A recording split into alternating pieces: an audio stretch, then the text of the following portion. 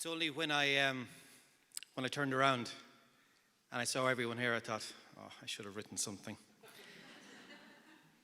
It's a pleasure to be here. It's an absolute honour.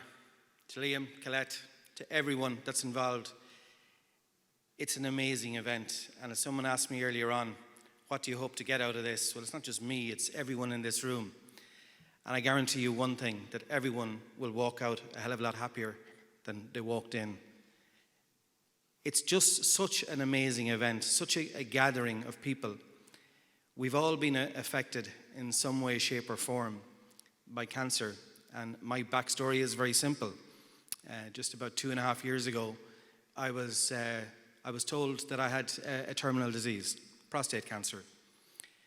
And as Stephen said earlier on, that's something that changed not only my life, but my wife, my children, our friends, our whole lives changed forever.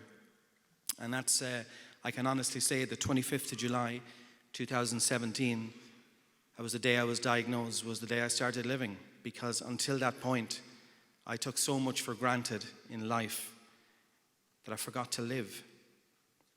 And that's my message, carpe diem. Seize every moment.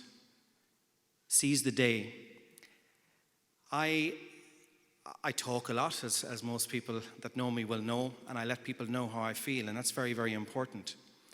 That when you need to cry, cry. When you need to laugh, laugh.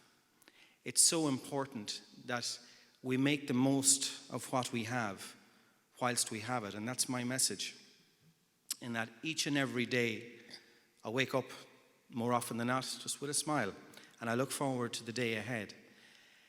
And especially to the two sides, to the younger members of the audience, make the most of each and every day. Don't look too far down the line and wonder what life is all about. Where are we going to go? What are we going to do? Look right in front of your face, because that's where the most enjoyment is to be had. If my family and I looked too far down the line, and not too far down the line, it'd be a very dark place. But it doesn't bother us, not in the slightest. A lot of the Healthy Harmonies choir here would know my family and I, and they know that we live.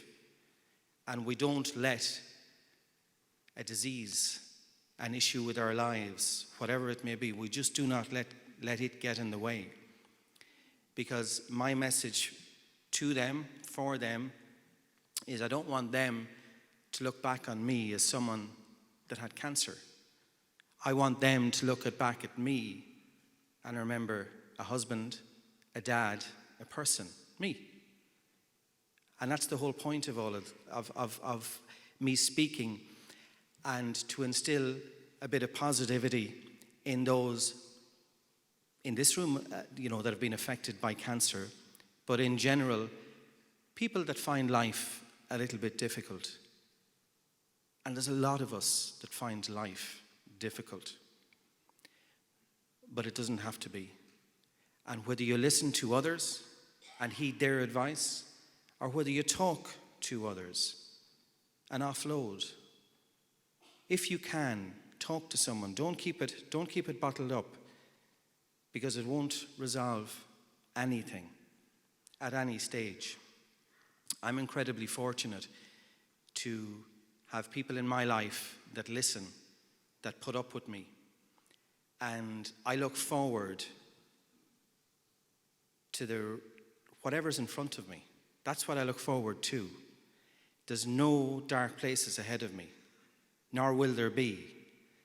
And that's that's the message that I want to get across.